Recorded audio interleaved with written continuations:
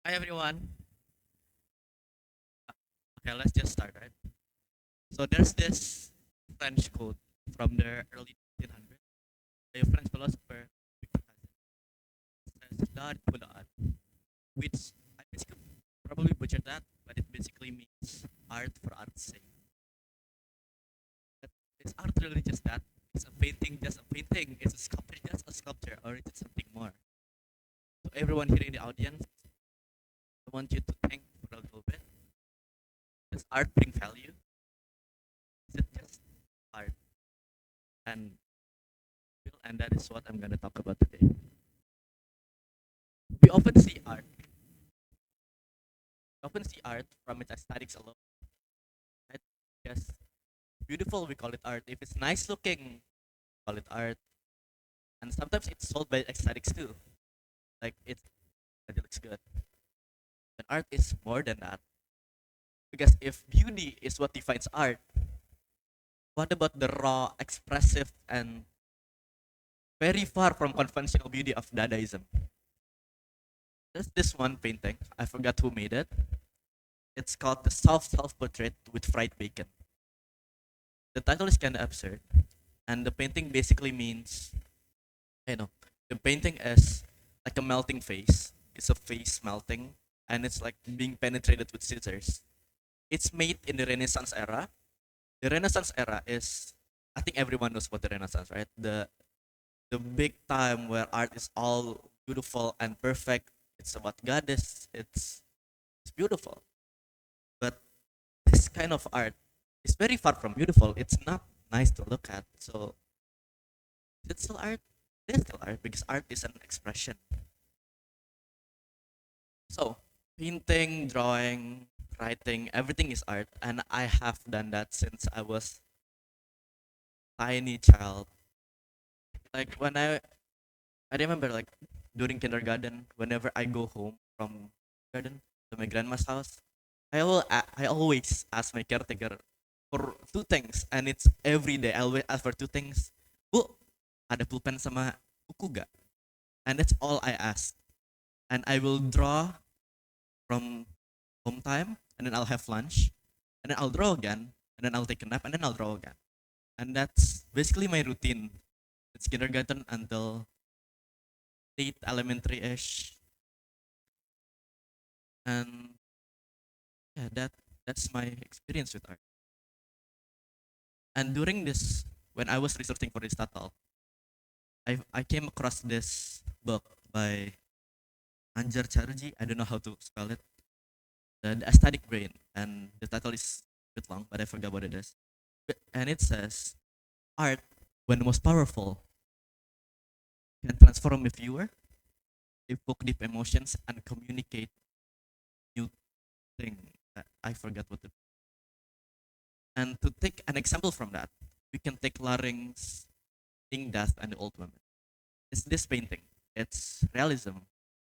It's basically this old woman on a hill, sitting on a sandbag with the Grim Reaper like above her.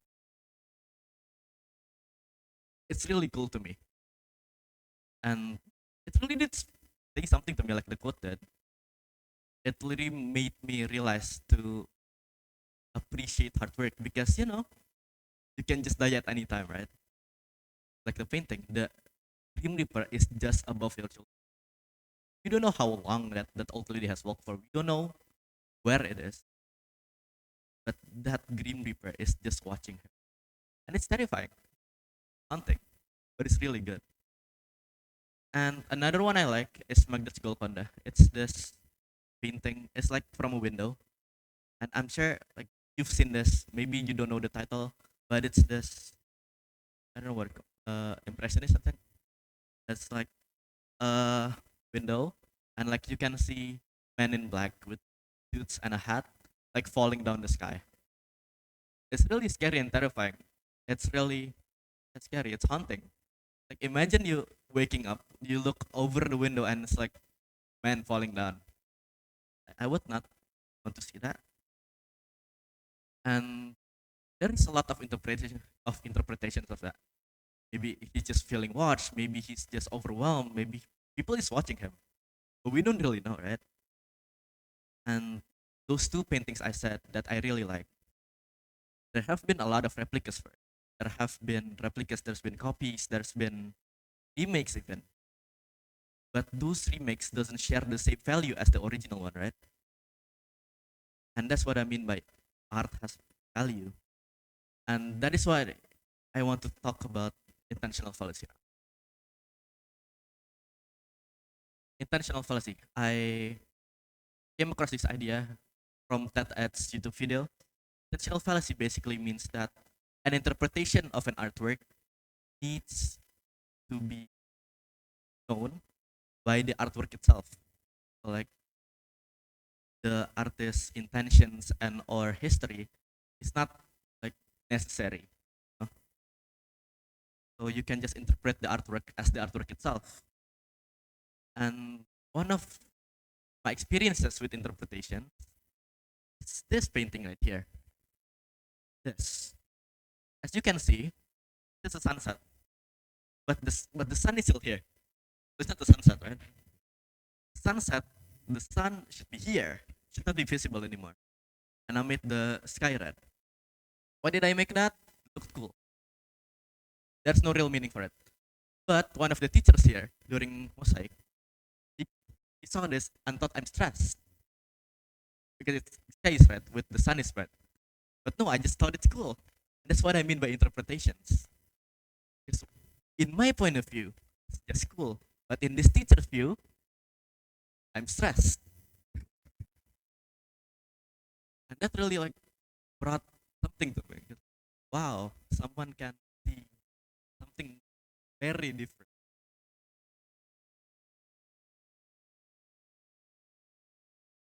That thought really brought me back here, placed in front of all of you, that art or art it have to be beautiful. Because art at its best, it's not about its beauty, it's about the meaning behind it. And your art doesn't even have to be meaningful. You can just have fun. You can have fun. You can joyful. Because joy is enough meaning. You can do something for it. You don't need real inspiration. Everyone is an artist. Everyone is a poet. Everyone can make art. And toddlers, like toddlers, children, uh, scribbling with crayons on your walls. That's art. That means something to them. Don't tell them to. And it's fun. It's fun for them. So when you're back home after this, after everyone else is settled, when you have a free time, go pick up a pencil, go pick up a crayon, go pick up a brush, canvas, and find somewhere to create. You don't have to create a painting or a drawing. You can write, you can sculpt, you can play with Play-Doh. Yes, it's art. Everything is art. Even the chairs you're sitting on right now, it's woodwork. It's art too. And all that, when it's done, it will be your identity. Art is a part of you. Art is an expression. It can become your identity. And for my final words here, I want everyone to remember that art isn't bordered by its beauty and aesthetics. And art is something so much more and deeper than just how it looks. Art is not just when you go to and you think, wow, this one looks cool. Yeah, it looks cool. But it's more. You can't just say it's cool. Meaning to.